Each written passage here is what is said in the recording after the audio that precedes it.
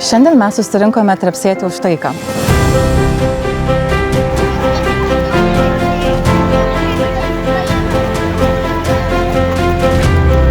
Tai organizacijos SOS Vaikų kaimai Lietuva iniciatyva, kurios metu mes siekiame atkreipti visuomenės dėmesį, jog visiems vaikams reikia saugių namų, saugios aplinkos ir visi vaikai turi patirti laimingą vaikystę.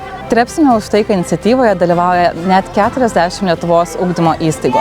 Tai yra mokyklos iš Vilniaus, Klaipėdos, Kauno, Šiaulių, Mažeikių, Jonavos ir iš kitų miestų.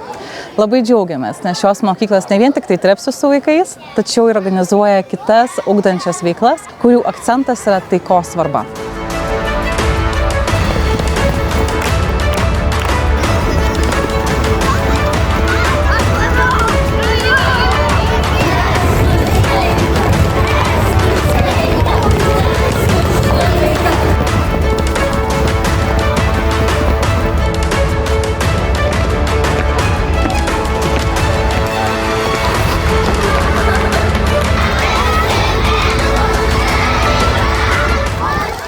Šia iniciatyva ir šiuo trepsėjimu mes siekiame parodyti vaikų nuomonę, suteikti jiems erdvę ir vietą, kurioje jie galėtų išreikšti, jog visiems vaikams reikia saugių namų, saugios aplinkos, mylinčios šeimos ir gražios laimingos vaikystės.